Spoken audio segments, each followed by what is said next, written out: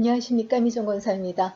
네, 이제 전도서도 끝부분을 들어가고 있는데 오늘 11장은 그 하나님의 백성, 성도로서 마땅한 생활 철학에 대해서 이야기하고 있는 그런 장이라고 할 수 있습니다. 특히 구제의 중요성에 대해서 이야기하고 있는데 내 떡을 물 위에 던져라. 그리하면 훗날 도로 찾으리라 하는 유명한 구절을 통해서 하나님의 백성으로서 그 베풀고 사는 것이 얼마나 중요한지에 대한 이야기를 하고 있고요. 또 그 인생의 그 종말, 심판에 대한 이야기를 하면서 젊었을 때부터 그 마지막 날을 준비하면서 사는 것이 지혜라는 그런 이야기를 하고 있는 장입니다.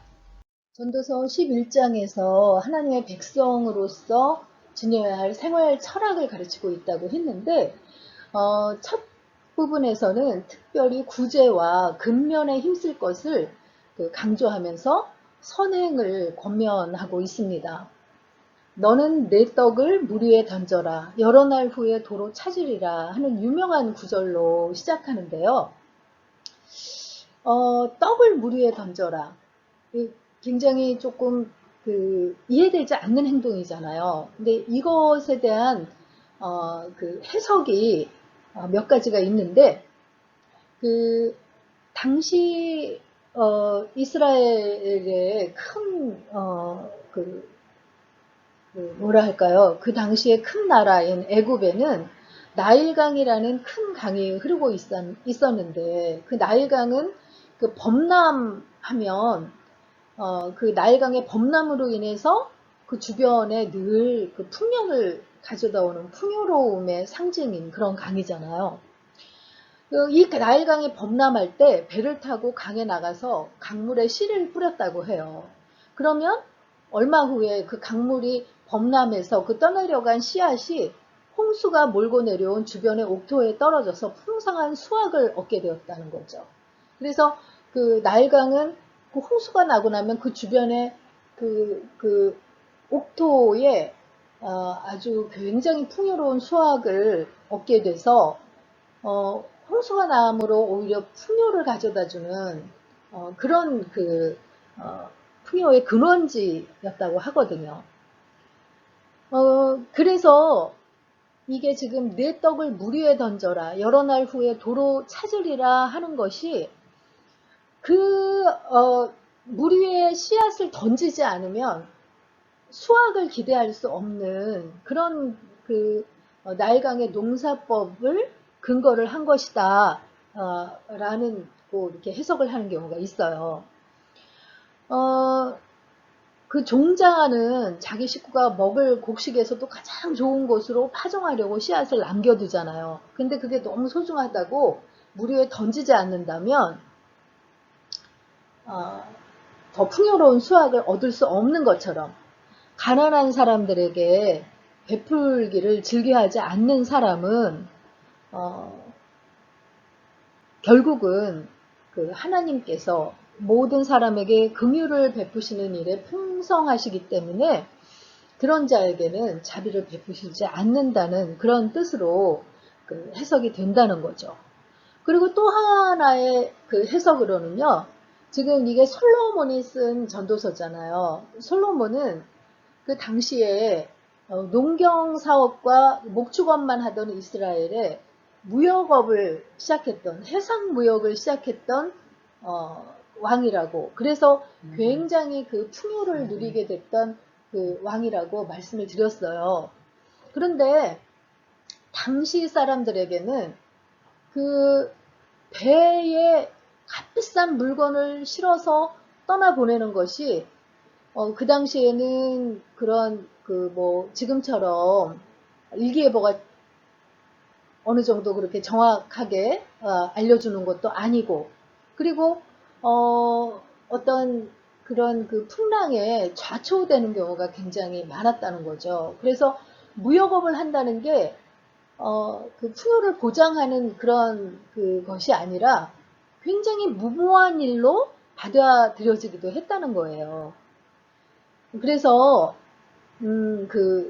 솔로몬의 무역에 관한 것을 내 떡을 물 위에 던져라. 여러 날 후에 도로 찾으리라 하는 것이 그 물 위에 귀중한 것을 실려 보내면 더 큰 귀중한 것으로 받게 될 것이다 하는 그런 뜻으로 표현한 것이라고 이렇게 해석을 하는 경우도 있습니다.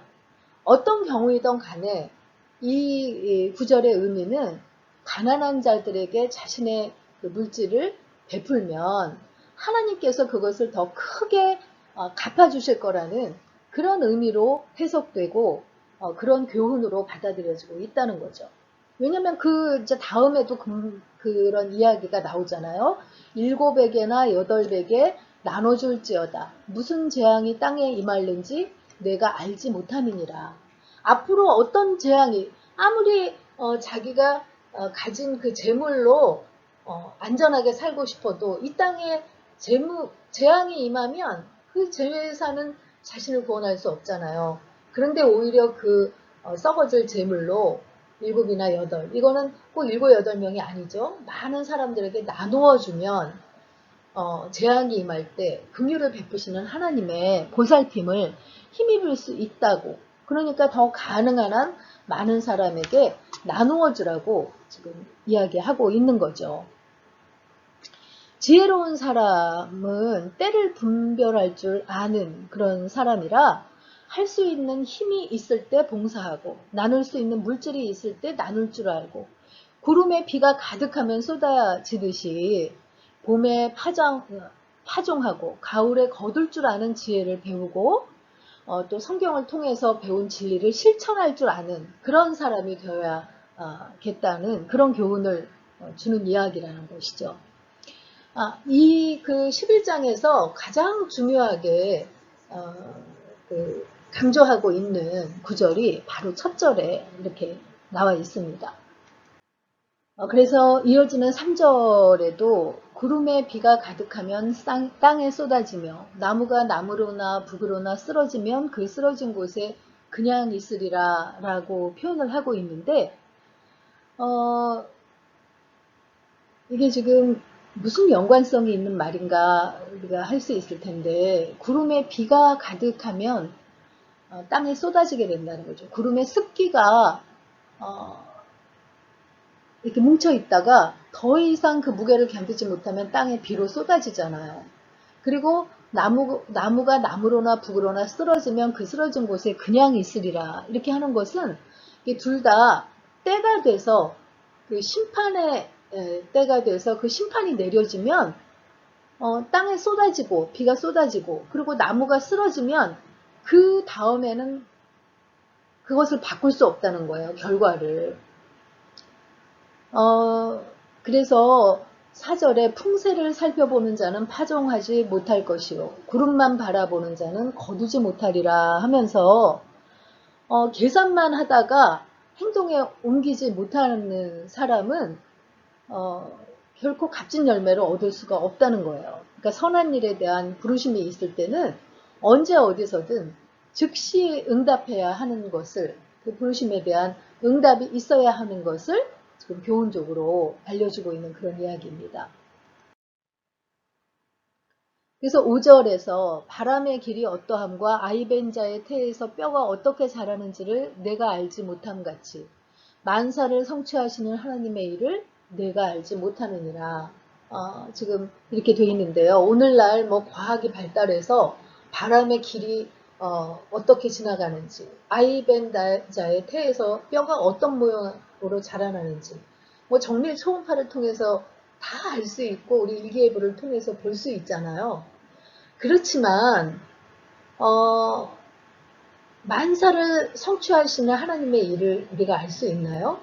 비록 어떤 현상적인 것은 과학의 발달과 사람의 지혜의 발달로 알 수 있을지 몰라도 이 모든 일을 운행하시는 그 성취해 가시는 하나님의 그 역사하심은 결코 우리가 헤아릴 수 없다는 것을 솔로몬은 분명하게 이야기를 하고 있습니다. 그래서 자신의 부족함과 한계를 깨닫는 자리가 의미 있고 가치 있는 삶의 출발점이라는 것을 이야기하고 있는 거죠. 그래서 6절에 이어서 너는 아침에 씨를 뿌리고 저녁에도 손을 놓지 말라. 이것이 잘 될는지 저것이 잘 될는지 혹 둘이 다 잘 될는지 알지 못함이니라. 이렇게 이야기하고 있습니다. 자신의 부족함과 한계를 깨닫고 자기에게 주어진 일을 분별해서 최선의 노력을 기울이는 것, 그것이 인생의 바른 자세라는 것을 지금 이야기하고 있는 것이죠. 우리가 이게 잘 될지 저게 잘 될지 꼭 계산을 하고 뭔가 승산이 있어야지만 시작하려 하는 것, 이것도 때로는 교만이라고 할 수 있다는 거죠. 우리는 다 알 수 없는 존재잖아요. 물론 너무 무모하게 무슨 일을 시작한다는 것도 지혜롭지 못한 일이라고 할 수 있지만 너무 계산하고 너무 분명한 뭔가가 잡힐 것 같이 보여야지만 움직이는 거, 이것도 믿음 없음이라고 할 수 있다고, 때로는 그 인생에 대한 태도가 너무 교만된 것이라고 할 수 있다고 이렇게 지금 솔로몬이 이미 이야기를 하고 있다는 것이죠. 그러면서 빛은 실로 아름다운 것이라 눈으로 해를 보는 것이 즐거운 일이로다. 이렇게 하면서 사람이 여러 해를 살면 항상 즐거워할지로다. 그러나 캄캄한 날이 많으리니 그날을 생각할지로다. 장래일은 다 헛되도다 하면서 빛이 아름다운 일이고 아름다운 것이고 눈으로 해를 보는 것이 즐거운 일. 우리가 밝은 때를 누리는 게 참 기쁜 일이잖아요. 그러니까 여러 해를 살면서 항상 즐겁게 사는 것이 최선의 인생의 자세다라고 이야기를 하지만 캄캄한 날을 또 만날 거라는 거를 잊지 말고 너무 그 헛된 장래일의 결과에 매어서 움직이지 말라고 이렇게 지금 이야기하고 있는 것이죠.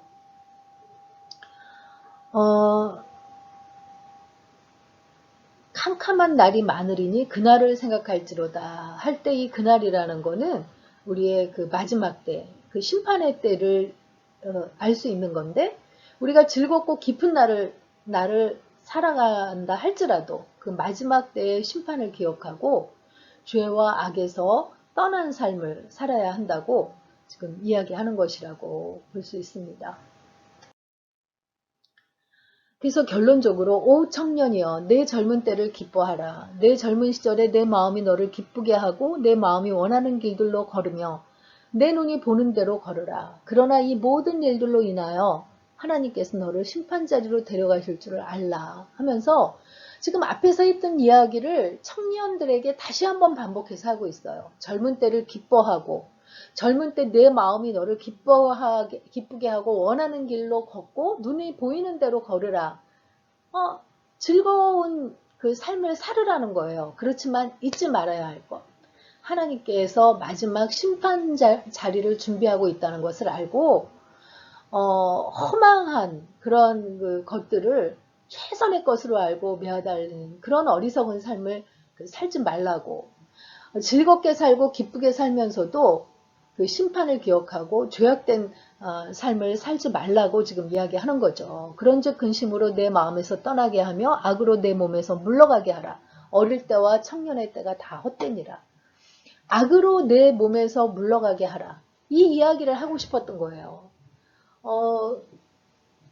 그 근심하며 염려하며 그렇게 사는 건 하나님이 기뻐하시는 게 아니라고 했거든요. 그렇지만 또 너무 쾌락을 또 즐거움만 구하면서 악을 행하는 것, 그것도 역시 하나님이 기뻐하시지 않는 일이잖아요. 이 두 가지를 잘 명심하며 살아야 어릴 때와 청년의 때가 헛되지 않다고 역설적으로 지금 가르치는 그런 장이라고 할 수 있겠습니다. 오늘의 묵상 포인트는요. 살면서 떡을 물 위에 던진 경험이 있는지 묵상해 봅시다 하는데 이 영상을 보시는 분들은 너무나 많은 그런 기억들이 있으시겠죠. 그 하나님의 사랑이 우리의 마음에 있을 때 떡을 물 위에 던져서 주변에 어려운 사람들을 도와주려는 그런 뜨거운 마음을 하나님이 허락하실 때가 많은 줄 압니다. 그런 때를 한번 이렇게 되새겨 보면서 또 그렇게 사는 것이 얼마나 아름다운지, 그 때문에 하나님이 부어주신 은혜는 얼마나 큰지 한번 돌아보는 시간을 가지셨으면 좋겠습니다. 전도서 11장 읽고 마치도록 하겠습니다. 11장. 너는 내 떡을 물 위에 던져라. 여러 날 후에 도로 찾으리라. 7에게나 8에게 나눠줄지어다. 무슨 재앙이 땅에 임할는지 내가 알지 못함이니라. 구름에 비가 가득하면 땅에 쏟아지며 나무가 나무로나 북으로나 쓰러지면 그 쓰러진 곳에 그냥 있으리라. 풍세를 살펴보는 자는 파종하지 못할 것이요 구름만 바라보는 자는 거두지 못하리라. 바람의 길이 어떠함과 아이벤 자의 태에서 뼈가 어떻게 자라는지를 내가 알지 못함같이 만사를 성취하시는 하나님의 일을 내가 알지 못하느니라. 너는 아침에 씨를 뿌리고 저녁에도 손을 놓지 말라. 이것이 잘 될는지 저것이 잘 될는지 혹 둘이 다 잘 될는지 알지 못함이니라. 빛은 실로 아름다운 것이라. 눈으로 해를 보는 것이 즐거운 일이로다. 사람이 여러 해를 살면 항상 즐거워할지로다. 그러나 캄캄한 날들이 많으리니 그 날들을 생각할지로다. 다가올 일은 다 헛되도다. 청년이여 내 어린 때를 즐거워하며 내 청년의 날들을 마음에 기뻐하여 마음에 원하는 길들과 내 눈이 보는 대로 행하라. 그러나 하나님이 이 모든 일로 말미암아 너를 심판하실 줄 알라. 그런즉 근심이 내 마음에서 떠나게 하며 악이 내 몸에서 물러가게 하라. 어릴 때와 검은 머리의 시절이 다 헛되니라.